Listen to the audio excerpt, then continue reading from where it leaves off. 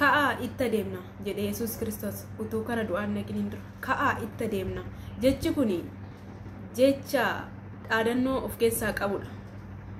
Ka'aa itti adeemna jechuun jecha onnee guutuudhaan dubbatamudha.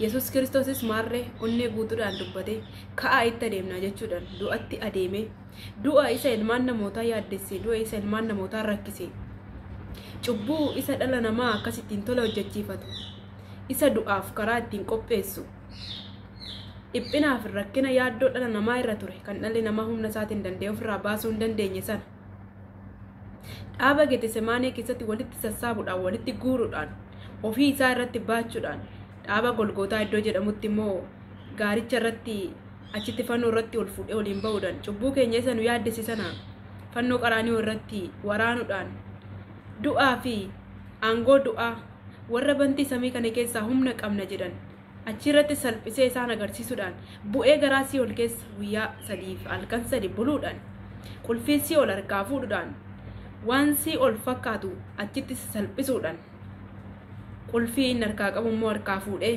moo'ichaa fi foolii moo'ichaa nuuf urgeessaa waggoota 2000 dura jaalalleen keenya Yesuus Kiristoos gooftaan keenya Yesuus Kiristoos arfii du'aa nuuf cabsee du'a nurraa ajjeese du'a du'aan moo'ee du'a du'aan itti duule haleluuyaa du'a du'aan injifatee du'a nurraa golgoleessee du'a nurraa ajjeese cubbuu nurraa waraanee foolii moo'ichaa nu urgeessaa awwaalicha diigee dhagaa isaan irra turan ofirraa garagalchuudhaan humna guddaadhaan foon isa deebi'ee hin duune qaama haaraadhaan du'arraa nuuf ka'eera. Baga gammaddan warri Yesuus Kiristoositti amantan isinis akkasittiin gaafa duutan yeroo lammaffaa gooftaa Yesuus Kiristoos deebi'ee dhufutti qaama hin banne isa gadi dhumaa hin adeeme isa lammaffaa deebi'ee hin duune qaama haaraa isa Kiristoos ittiin du'arraa ka'e sanaan ka'uuf jirra. Wangeela Yohaannis 14 lakkoofsa 1 irraa kaasnee yoo dubbifanne ani nan deema iddoo isiniif qopheessuu nan dhaqa jedhe abdii guddaa tokko nuu kenne. Maarree Yesuus Kiristoos akkuma dubbate du'as moo'ee du'ee awwaalamee du'as moo'ee ka'ee barattoota isaatti of mul'isuudhaan gara abbaatitti immoo samiitti ol ba'uudhaan mirga isaa taa'eera jechuudha.